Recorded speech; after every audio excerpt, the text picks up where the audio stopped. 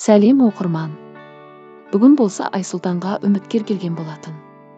Айсұлтан үміткерін әдемі қарсы алып, жаңа таныстыққа дайын екенін көрсетті.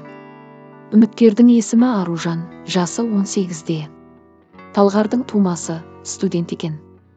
Бәрінің көкейінде тұрған бір сұрақ: қалай тез Айсұлтанға таныстыққа дайын болды? Сол сұрақты Мадина Айсұлтанға қойған болатын. Тордан шыққан торғай құсап, мәз болып отырсың ғой. Таныстық тоқтатқанын кеше ғана. Краш деп мектеп оқитын бала құсап отырсың ғой. Бәрі сол сөзге аң-таң. Айсұлтан да Мадинадан ондайды күтпеген секілді. Ол да бірақ жауабын берді. Мадина, мен сен сияқты кәрі жіліктерге ештеңе айтпай-ақ қояйын. Ой, өрісің кәрі жілікке ұқсап тұр. Маған бала сияқтысың деп қайта-қайта айта берме. Сенің ой өрісің кәрі қақпас сияқты ғой деп қатты сөйлеген болатын Айсұлтан. Сонда енді краш бала қыз баласын солай жауап берген болатын. Оны естіп Айбек Мадинаны қорғап шыққан болатын. Олай айтуға болмайды, тым шілік еттің деп. Оған болса еңлік Айсұлтанды жақтап шықты.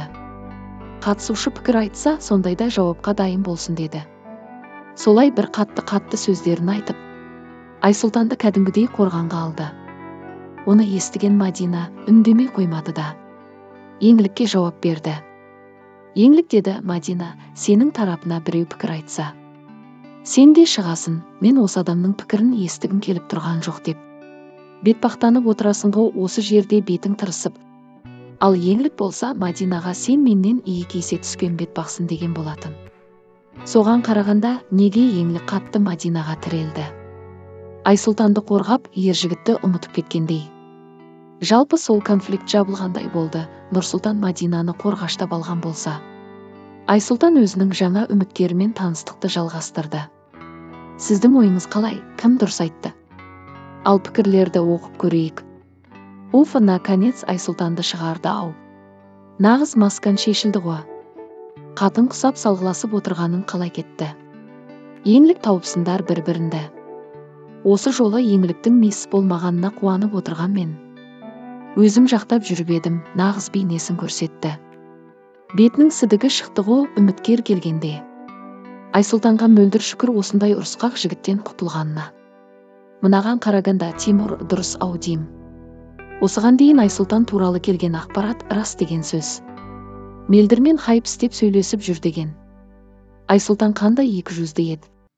Пікірімді дұрыс жеткізе алмадым деп өзін қалай жертва етіп көрсеткен. Айсұлтанның маңдайындағы 5 жұлдызын түсіріңдер. Өткенде Нұрдәулет пен Айданың әңгімесінде де өтірік жертва болды Айсұлтан. Айдаға сол кезде қырындаған.